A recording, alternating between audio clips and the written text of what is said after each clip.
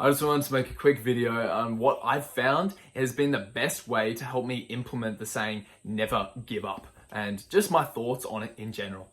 I think it's fair to say that our society as a whole has heard that saying so many times, never give up and keep on going or whatever it is. I think to like those 1 hour motivational videos with David Goggins and Denzel Washington, like you can never give up. Just keep on going or whatever it is. Stay hard! I'm butchering the American accent. But I feel like we hear it so much, it's just kind of like, eh.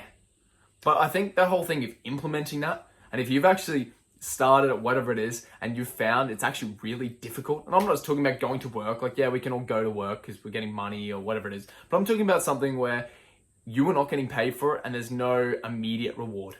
That might be physically, it might be going to the gym, it might be really tough, you might be wanting to lose a bunch of weight right now and it's actually really, really difficult and you're not really seeing those gains that you'd like to be seeing, those overnight gains as we like to call them. Or it might be, for example, a YouTube channel like what I'm doing here, where the gains are really difficult to see and measure until you've been doing it for years at a time, you know.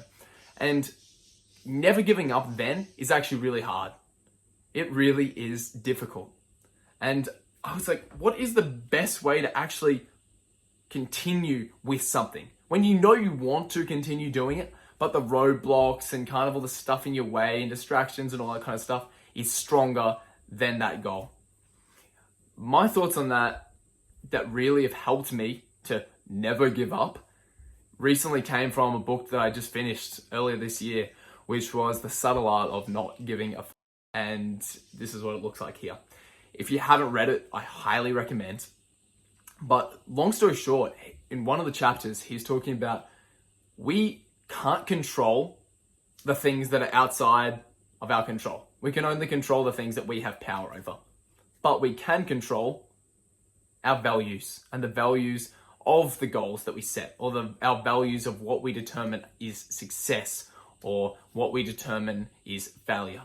And I think, for example, just using it as a YouTube channel, if I'm expecting 100,000 views from this video or another video, or if I'm expecting 1 million views, the bar for success is extremely high.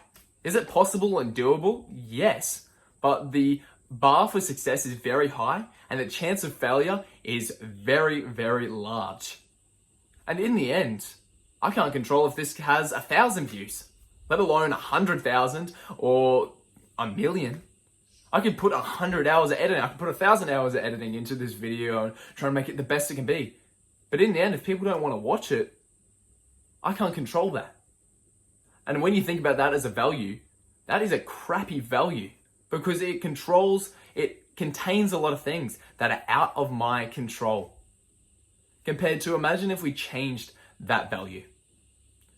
Instead of having a crappy value where it's going to be really easy for you to give up, let's imagine we change that value to something like just working on my YouTube channel, just doing something. It might be posting a video, it might be editing, it might be thumbnails, whatever it is. Let's say it's posting a video. Imagine if that is my bar of success. It's just posting a video, just shipping, just doing something. That's suddenly in my control. I can't control how other people are going to respond to it and what they're going to do once I've posted the video. But I can control posting that video. And I can control my actions of putting it together and editing and whatever it is. Suddenly, the chance of failure is actually way, way less. For me to fail, what I need to do is not post a video. When you think about how easy it is to post a video onto YouTube, the bar for success has never been lower. Suddenly the idea of never giving up and staying consistent is a whole lot more easy. Think about this with learning a new language, for example, something on Duolingo. It might be going gym or it might be eating better. I find especially with something like, learning a language or going gym, or it might be your time with God, reading the Bible, whatever it is, or reading a book just in general. Imagine instead of making a goal of, I've got to go to the gym 6 days a week and each session has to be 2 hours long. That's, for some gym goers, that's not hard at all. And you're going to easily knock that over. But if you're a newbie starting off and maybe you've never really gone gym before, or maybe you're really struggling with weight, the last thing you're going to want to do is go to gym 6 days a week for 2 hours each session. That's enormous. That's going to feel like an eternity. The bar for failure and to mess that up is going to be extremely large. And the bar for success is extremely high. It's almost unattainable. It's attainable, but it's possible. Yes, it's technically in your control, but it's very, very difficult in your current state.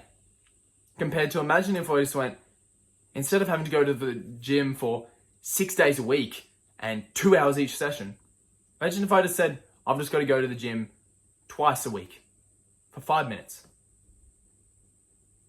Or maybe it's reading a book. I've just got to open this book and just read it, sit down, put my phone away, and just read it for 5 minutes. I'm just going to pray for 5 minutes. I don't know how eating comes into it. I used eating as an example before. But when you think about it like that, the bar for success is suddenly extremely low and attainable. The idea of never giving up is suddenly really, really doable.